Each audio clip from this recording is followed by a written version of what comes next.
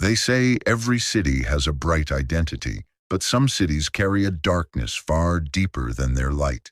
This is Phoenix, a modern and gleaming city of America, but buried beneath it lies a tale, one that stopped screaming with time. Those who heard it never returned, and those who did were never the same again. So, is it just an old rumor, or is there truly something alive and buried beneath Phoenix? Watch till the end to uncover the truth.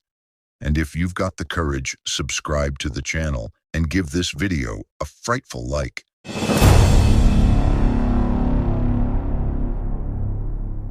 Phoenix never truly cooled down, not even after the sun dipped below the jagged silhouettes of the mountains.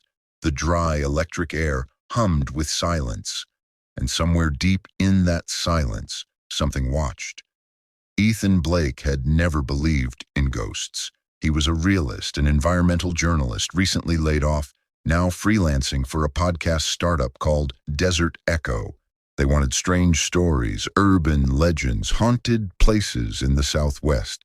He drove his beat-up Subaru into the outskirts of the city, past Roosevelt Rose murals, through fading neighborhoods marked with heat-warped fences and sun-bleached RVs. His GPS chirped at him to turn off the main road onto a cracked path half swallowed by desert. The place was called the Danner House, a forgotten mansion built in the 1920s by an oil baron who mysteriously vanished with his entire family. Some said the desert took them, others whispered about ritual markings, odd sigils found burned into the floorboards. The current owners, long dead, the property legally unresolved, but locals stayed away, except Ethan. He wanted a story, he needed one. He stepped out of the car. The heat felt alive, like it pulsed with breath. The house rose in front of him, sandstone, shuttered windows, and a wide porch that sagged as if groaning under the weight of its own memories. As he set up his gear, a simple recorder and a flashlight, he noticed something strange. The wind had stopped. Not a single leaf moved, no insects, no cicadas. The air inside was cooler, unnaturally so. Dust hung like mist, disturbed only by his movement. The walls were covered in peeling wallpaper, but beneath it, he spotted something marks. Not graffiti, not water damage. The second floor was colder, not desert night cold, but unnatural. Ethan felt a slight condensation on the back of his neck, despite the dry climate. His breath fogged lightly in the beam of his flashlight. The humming had stopped. He walked slowly down the corridor. Doors lined both sides, all closed. All painted the same deep red, though the paint had chipped over time like old blood peeling off bone. At the end of the hallway was a large mirror, cracked from the corner like a spider's web, reflecting a distorted version of the corridor behind him. He stopped in front of the first door. It opened on its own. Inside the room was covered in children's drawings, hundreds of them, taped or nailed to the walls. Every single one was the same, a faceless woman standing beneath a blazing sun, surrounded by flames. Ethan stepped in. His recorder clicked on again. He reached toward one of the drawings. That's when it whispered again. Ethan spun around, flashlight darting across the room. His heart pounded. He backed away toward the door. The hallway had changed. There were more doors now, at least 10 more than before. The corridor had stretched, warped, like a funhouse mirror of space and reality. He knew he hadn't walked that far. A tall, black-haired woman, draped in a white funeral gown, stood behind him. But when he looked back at the mirror, she was closer. He bolted down the hall, bursting through a door at random. He stumbled into what appeared to be a nursery. Dusty cribs, dolls with melted faces, and a rocking chair moving. He aimed his recorder again. Suddenly, the door slammed behind him. That's when he heard the crying, not loud, not exaggerated, just soft sobs, like a child who had cried for so long they didn't even have tears left. The sound was coming from inside the wall. Ethan leaned in closer to the wall. The crying continued, soft, rhythmic, like a lullaby gone wrong.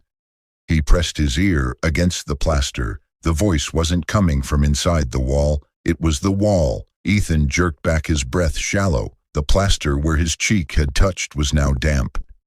He wiped it with his sleeve. Reddish dust clung to the fabric. But it wasn't dust. It was ash. He raised the flashlight to inspect the area more closely. Then, right in front of his eyes, the wall moved.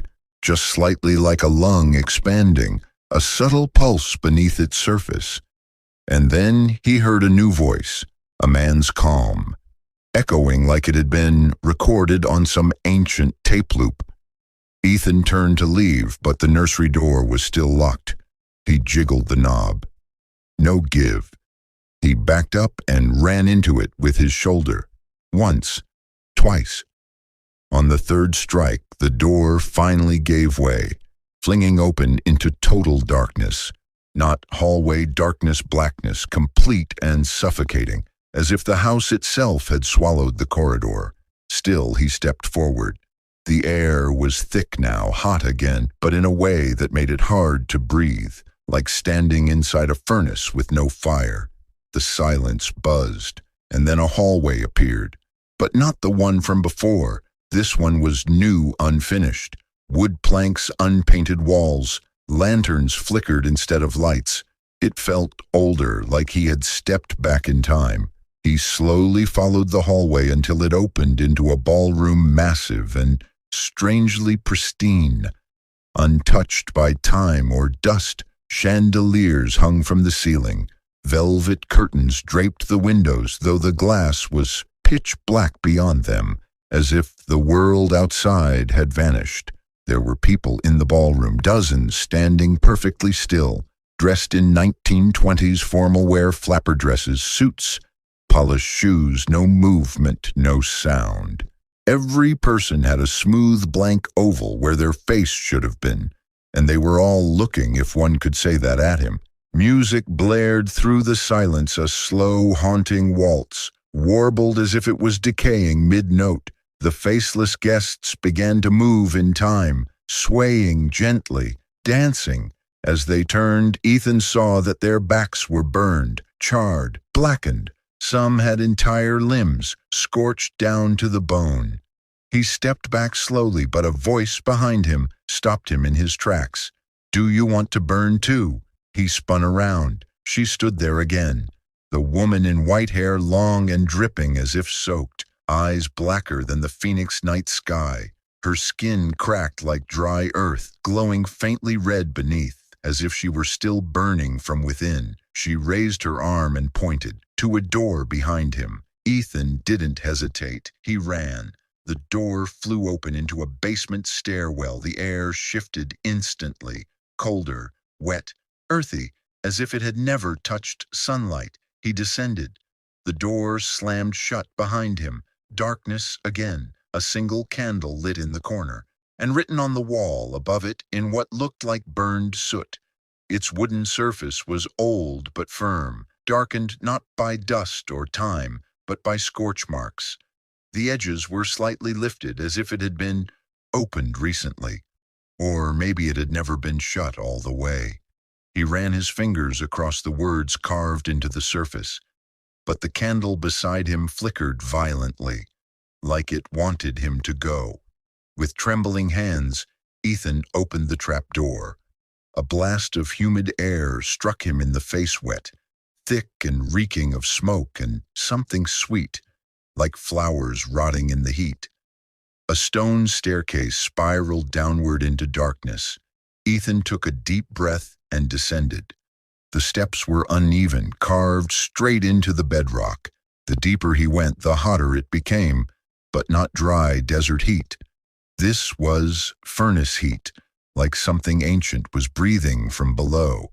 As he reached the bottom, the tunnel opened into a cavern, lit only by a glow from the rocks themselves, faintly orange, as if the stones were smoldering with memories of fire.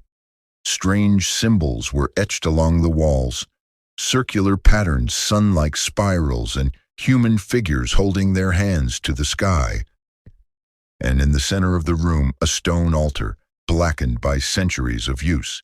On the altar, bones, human, arranged like an offering. Ethan's recorder clicked on by itself. He stepped closer to the altar. As he leaned in, the glow from the rocks intensified. Suddenly he heard footsteps behind him. He turned, nothing, but then he saw it. On the wall behind the altar, a mural painted in ash and blood.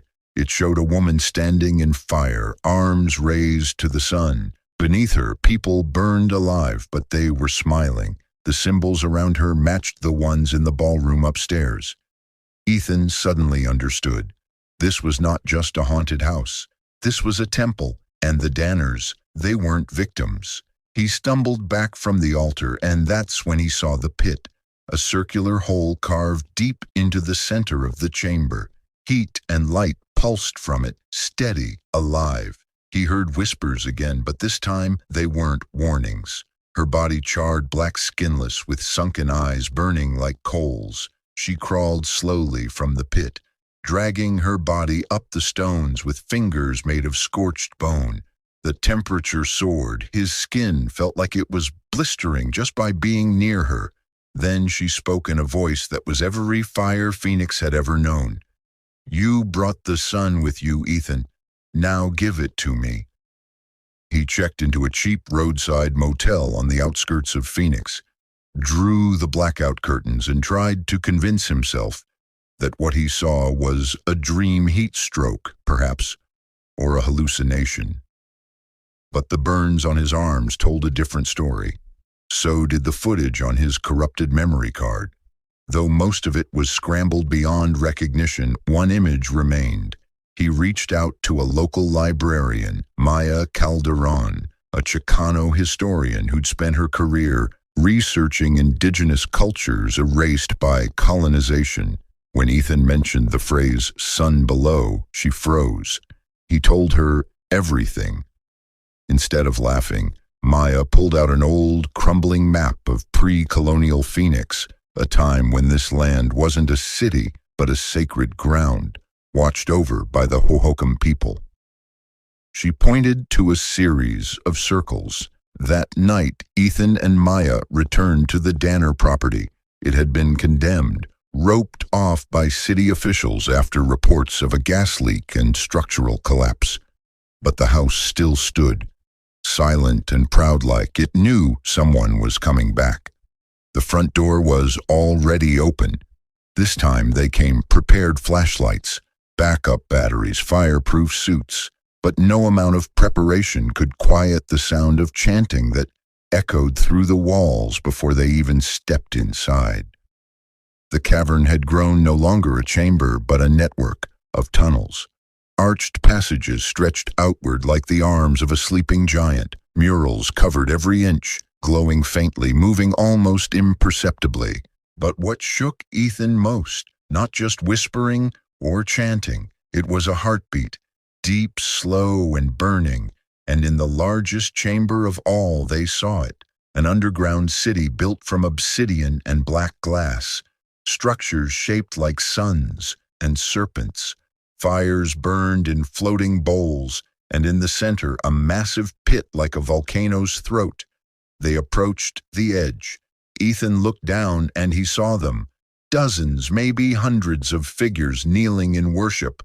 Not ghosts, not spirits, but people, preserved in some state of scorched, eternal submission. All of them charred, all still breathing. Some had modern clothes, others wore suits from the 1800s. And above them stood her, Tivako, the Fire Mother. Not a hallucination, not a metaphor, a being made of molten flesh, her hair flowing like solar flares, her face human yet burned beyond recognition. But her eyes, Ethan had seen those eyes before. The entire chamber began to shake. Flames leapt up from cracks in the earth. The kneeling figures turned their heads in unison toward Ethan. The Danners weren't cursed. They were keepers of the flame, entrusted with guarding the truth about Phoenix's foundations, but they had failed, and so the fire came for them. News stations across Arizona began covering the story of a missing documentary filmmaker, Ethan Cole. last seen near an abandoned house in the suburbs of Phoenix. The house has since burned to the ground mysteriously with no known cause. No remains were found. Social media lit up with theories. It was heat stroke. He faked it for clout. It's part of an ARG. But the one thing nobody could explain was this. Ethan sits in a dark room, sweat pouring down his face, his skin blistered, his eyes bloodshot but clear. The camera shakes, a deep rumble can be heard like lava churning in the distance. Then static for 30 seconds, only distortion. Screams layered with whispers. When the image returns, it's not Ethan anymore. It's a wide shot of the Phoenix skyline at night. But the city lights flicker like flames. One by one, the buildings start melting, replaced with ash structures, black, ancient towers glowing from within. A woman, her hair flowing like smoke, eyes burning like the sun. She looks directly into the lens and speaks. Reddit threads, news segments, paranormal podcasts. Some call it an elaborate hoax. Others say Ethan was a victim of a cult. A few believe he found something ancient. But deep in downtown Phoenix, a construction crew broke ground for a new development, and the moment they hit 30 feet, their drill bit struck obsidian. The ground quaked and something burned through from below. The site was shut down within 24 hours, no explanation given. At night, people walking downtown say they hear chanting coming from the sewers. A rhythmic whisper,